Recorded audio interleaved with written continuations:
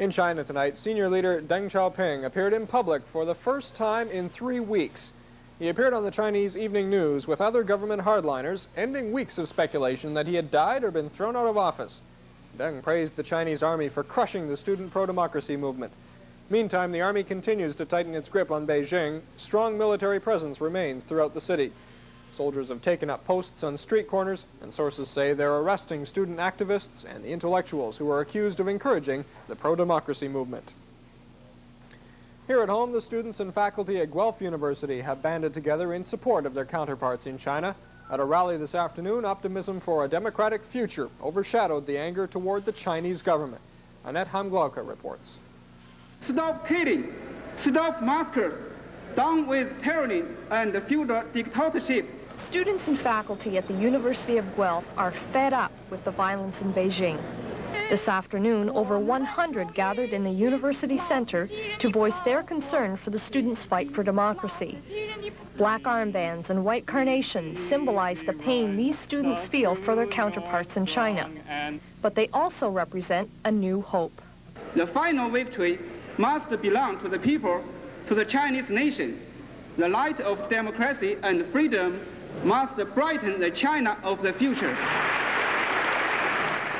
The university's chief librarian, who just returned from Beijing, hopes Canadian students will understand what the uprising means to those in China. The students were leading it, and were articulating it, and were standing up and being counted in ways that the rest of us have never had to do.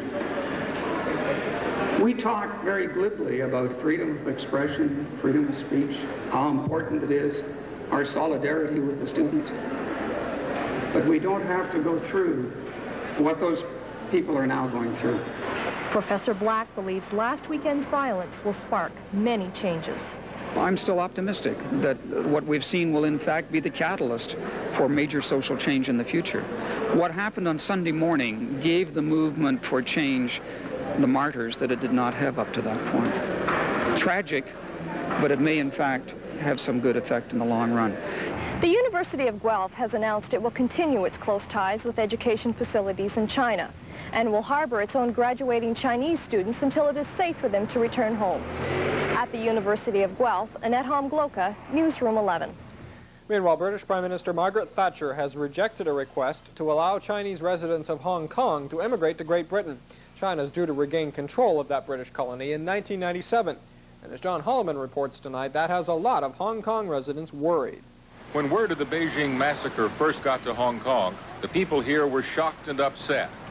But as the reality of what happened sunk in, the feeling has changed from horror to anger.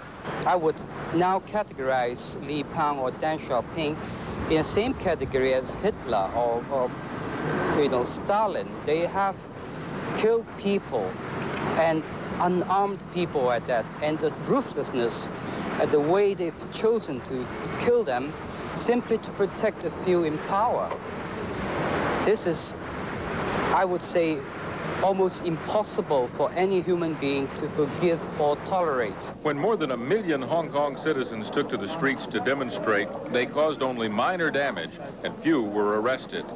Now, across from Hong Kong's Legislative Council building, a war memorial has become a memorial to the demonstrators killed by the army.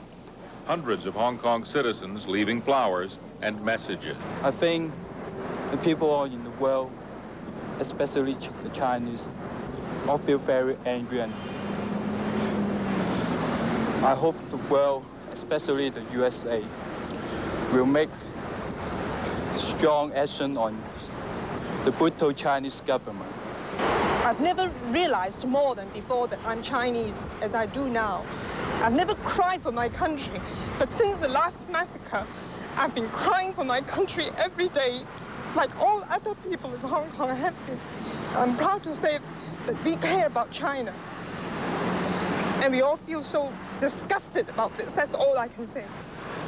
For American business people here, there's worry that China is so close physically, yet so distant culturally. When it first happened, people were mournful. They were shocked, and then it took a while to sink in. People are thinking, how can this happen in a government, you know, in the 20th century? While anger and disgust are the emotions being expressed here most right now, there's also an underlying element of fear, because the people of Hong Kong know that in 1997, control of their home will change from the British government to the government of the People's Republic of China. John Holloman, CNN, Hong Kong.